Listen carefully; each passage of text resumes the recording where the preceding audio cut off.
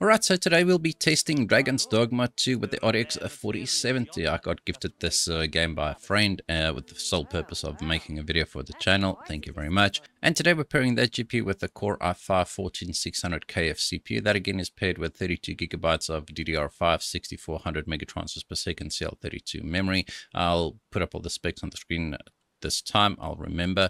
Anyway, we'll be starting at 1080p, then we'll move on to 1440p and then 4K. Currently we're at 1080p. I just quickly want to show you one thing before we actually start. This is at 1080p with DLSS set to quality, and just have a look at the grass there. I'm not entirely sure if it'll actually come across in the YouTube video, but you'll see that the default settings here is interlaced, right? The render mode is interlaced. If you disable DLSS Super Resolution, it becomes interlaced. You can change this to progressive, right? So just want to show you that this is actually the default settings, and this is what the game looks like when you start it up. I mean, just look at the grass. That's I don't know, interlaced looks horrible. Interlaced should not be an option in 2024. So we'll be doing all our testing at 1080p on DLSS. Well, all our testing will be done on DLSS set to quality, right? You can see we lost around 5-6 frames per second, maybe 10 frames per second by enabling DLSS quality.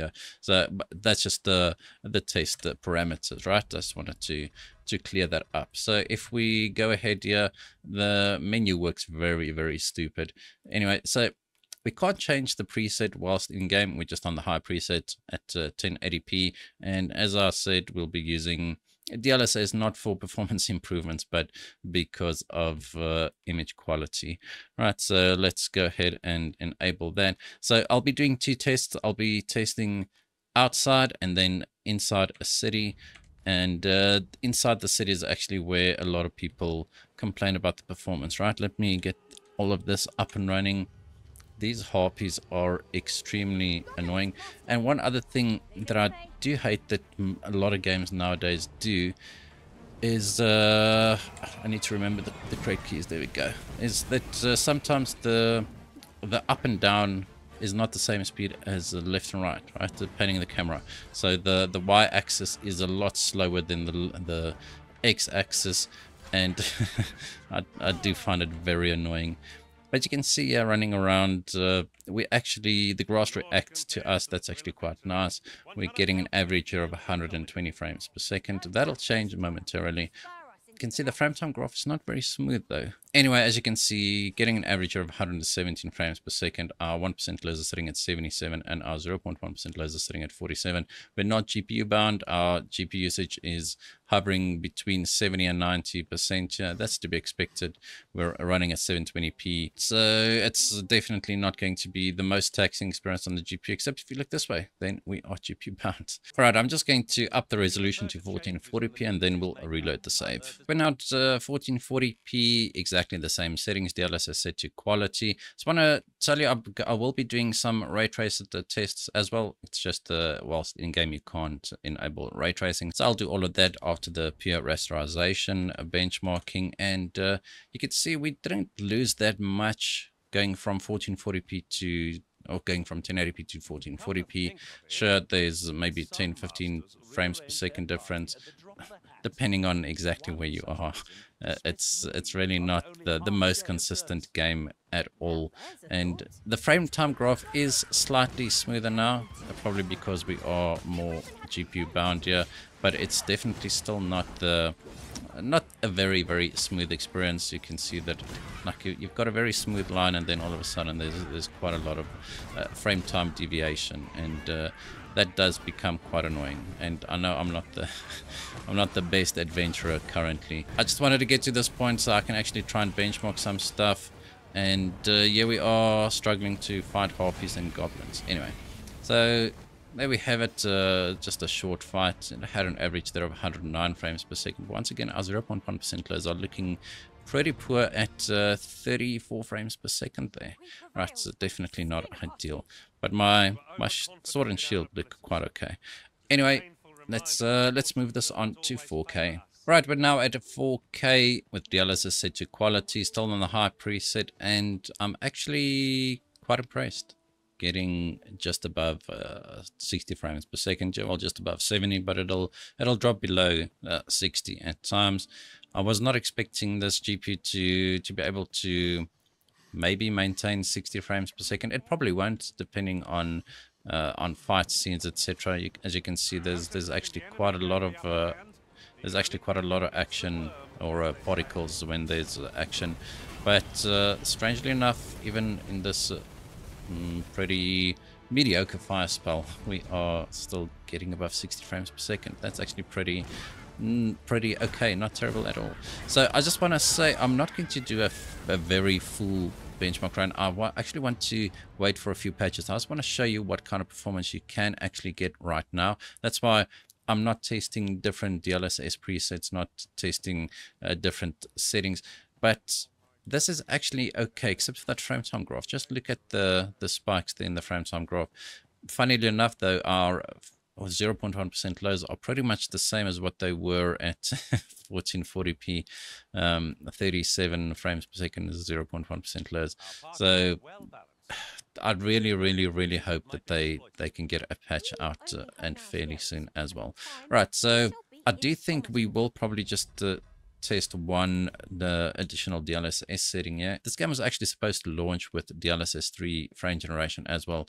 It's in the files, you just can't enable it in the menu, which is terrible. So let's go with DLSS performance. I just want to see what the performance difference is here. DLSS performance actually still looks quite okay at 4K. I mean, that's my opinion. Yours might differ, and that's perfectly fine. But now we went up from just over 60, 70 to around 85. Like that's a big resolution drop just to gain 15 frames per second, right? So I don't know, maybe not ideal. Maybe DLSS balance would be okay. As I said, as soon as there's a few patches, I will do a full benchmark video on it. Just wanted to show you what you're in for if you start playing this game right now. Right, so that's going to be it for our 4K testing. Next up, we'll be testing ray tracing, and then we will move to town, and then you'll really see what's happening. All right, and yeah, we are back at 1080p, this time with ray tracing enabled. And although the frame rate didn't drop that much, the frame time graph is now looking even worse. Well, actually, scratch that, it did look pretty terrible at 1080p. But funnily enough, we didn't drop that much with ray tracing enabled. Alright, but with ray tracing, not that big a performance drop. Maybe because it's we are still CPU bound. I don't know. I'm not entirely sure exactly what kind of ray tracing this game does use. I know it does not use ray traced reflections. Alright, that's 1080p for you. I'm just going to go through the resolutions a little bit quicker now, and then we'll move to town. Alright, we're now at 1440p, exactly the same high preset, just with ray tracing enabled. That's why it says custom. So ray tracing just says turn the effect that uses ray tracing to simulate ambient lighting on or off. Not exactly entirely sure what that means.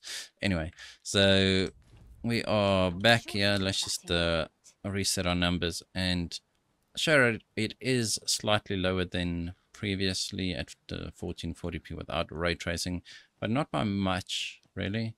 So I'm really not sure what the ray tracing methods used are. You can actually just watch Digital Foundry's video on it to find out a little bit more about the technical detail. I'm more here to talk about the performance, right? And just going through some settings. Anyway, so got an average there of 98, so it is definitely lower than what we had at 1440p without ray tracing, and our 1% lows are sitting at 57, and once again those 0.1% lows are sitting at 25, so definitely not an ideal experience here. So let's move on to 4K, and then we'll go into the city. I know I keep on saying let's go into the city, but I know that's probably what most of you guys are waiting for. Yeah. Right, so now we're at 4K, exactly the same settings, just with ray tracing enabled once again. So let's go ahead and restart our numbers. So it doesn't seem like ray tracing is all that demanding in this title. Maybe just not in this specific area, because we lost maybe 8 to 10 frames per second once again just by enabling ray tracing. We did not drop below 60 in the previous run. We might drop below 60 here. Like maybe if there was some fighting, we would have, But see, I'm very efficient. I'm a very efficient arisen. There's no monsters close by. So definitely not that demanding. Maybe it changes once we are in the city, actually, with a lot more nooks and crannies that need to simulate ambient lighting, right? Whatever that means. Anyway, so at an average here of 66, our 1% lows are sitting at 49, and our 0.1% lows are sitting at 37. And these pawns just never stop talking. Anyway, so let's move into the city, and then we'll just play at 1440p and see what happens. Right, we're back at 1440p with no ray tracing, just on the high preset, and the city is right there. So I'll just go there. This is very annoying, the fact that the movement up and down is not the same speed as left and right. I tried to fix it, but it did not work. So as you can see, as we are nearing the city, just look at that frame time graph. Oh boy, like we did not see anything like this previously. When we were out in the wilds, this is terrible. But you can see then it smooths out a little bit. So here's the thing: I'm really looking forward to this game. I really want to play it, but I definitely want to wait for a few patches before I actually throw money into this game. It's from what I've seen so far, it's definitely not what it's definitely not worth $70. Let's put it like that. I know the microtransactions are a different story altogether. I'm not here to debate them. I'm just here to test performance. And from what I've seen so far, just with the few bugs that I've seen, the inconsistent performance, definitely worth it to wait. Just look at the frame time graph as we are running through the city here, dipping below 60 frames per second. This is on a 14600K CPU. So not as terrible as I've seen other rigs do, but definitely, okay, I'm not entirely sure how much time you actually spend in the city, right? If it's like Dragon's Dogma 1, not a lot. There are some quests in the city, but like this, the performance in here does become quite erratic now, especially the frame times.